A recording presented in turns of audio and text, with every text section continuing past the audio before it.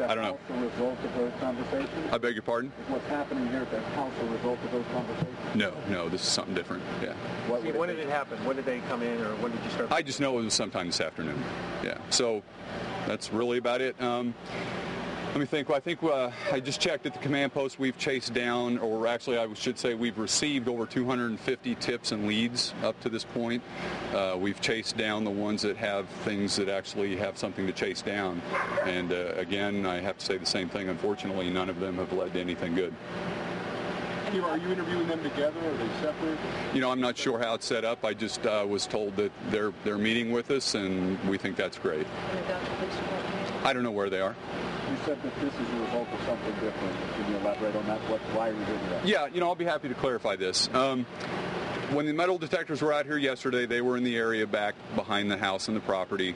We didn't do the backyard. The family today reconsented, so we're just going to try the backyard because we haven't. So really, it's not as a result of a tip or a lead. Just same thing, same hopeful. Maybe we'll find something idea. But we haven't done the backyard. They reconsented, so we're trying the backyard. Any reports of sightings? No, just anything. Any reports of sightings? Yeah, some of those tips, I have to admit, have been sightings of the child, and I know that they have proven those to be incorrect. Is that frustrating, Steve, all those tips that have panned out so far, nothing? There's a lot of people hustling around trying to put this thing together and find this child, so I'm sure there's a fair amount of frustration, but like I said, I just came from the command post. There's no plans to shut it down. We're chasing things as they come down, and we're going to keep trying. No worries. At least encouraging that they are back and talking? Oh, absolutely. I said that all day yesterday. That, no doubt about it, the best thing for us to try to find this child. That's our number one priority, so we couldn't be happier about it. Have they hired a lawyer at this point? I don't know. You might have to ask them that. How much is the unwillingness of the parents initially delayed or put back the search efforts on the police department's? Well, in the meantime, like I said, leads still came in, tips still came in, and we chased all those down. So on that half of it, I wouldn't say really not much has changed. That's a little bit of speculation, I suppose. But again, I don't want to look back. I'll talk about right now. They're talking with us, and that is absolutely the best thing. How much time went by where they were not having any communication with the police department? Oh, I don't know. I guess just from the other evening when I announced that they quit talking to us till this afternoon, whatever that is. I don't know. I don't care. They're talking with us. That's great. Steve, what's beneficial after having talked to them so much from the beginning? Can you explain for people who don't know how something like this might work? Why is it beneficial to continue talking? Is it something that they remember something?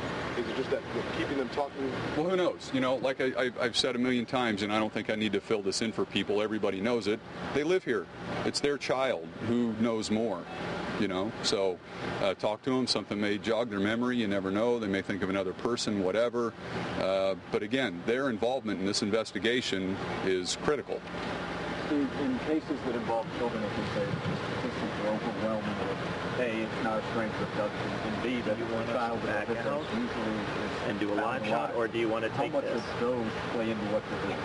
Well, the investigation is definitely driven by facts. I think everybody's aware of the statistics, but each investigation has its own merits. Everything's on the table. Everything has been on the table. We don't make any decisions based on what the stats say. Steve, over the course of the afternoon, you did some investigators back through the neighborhood, interviewing people. Why they sort of became. I couldn't hear all of the question. I'm sorry. Well, over the course of the afternoon, there have been investigators through the neighborhood interviewing some neighbors. Right. 5 days later, why they're recanvassing. Okay, he's basically in a nutshell asked why we continue to canvass since we've done it apparently a couple of times. I'm not sure about today, although the last time I checked on that topic, we have a list of every residence in the neighborhood. We don't just knock and move on. We track it. We log who we've spoken to. We log which houses haven't had an answer at the door. I can only assume that we just keep going back to the places that haven't had an answer yet. Hey, keep trying. That's it. You got DNA from someone in the neighborhood? I don't know. From what I understand, the family floated something like that out. I don't really know. It would be a detail of the investigation, and I can't talk about that. You said that the family's back talking with you now.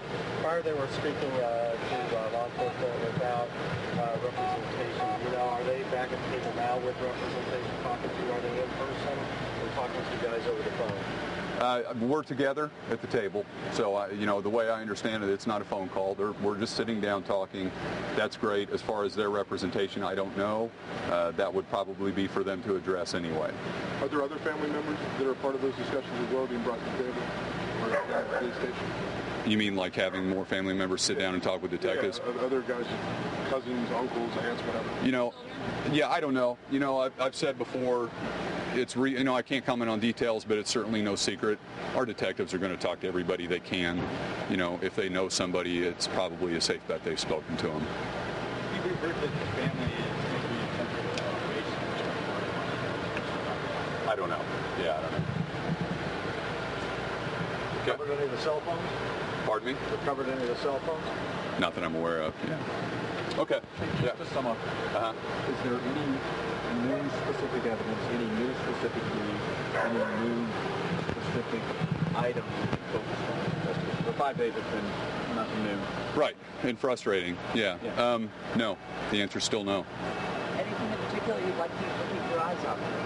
You know, just, you know, like I said, if we've developed information that would have mean that we could say, hey, look for a white truck with a mark of this type on it, believe me, we'd be shouting it as loud as we could. Without that, the best thing I can say is, you know, listen to the voice in your head. If you think you might have seen something and it's something that we can take some action on, by all means, please call the TIPS hotline. We'll check it out. That's about it. Okay, thank you. Thank you, Steve. Can you do it? That was Captain Steve Young. Now, we just finished listening to Kansas City, Missouri Police Captain Steve Young with an update that he provided during that news conference. He said that his department has received more than 250 tips and leads, none of which have turned out any new leads or any suspects. Again, his department is continuing to follow this investigation, and Fox 4 News continues to cover this story. We will have more on Fox 4 News at 9 and 10. You can also go to fox4kc.com to find out more. Let's return you now to regular programming.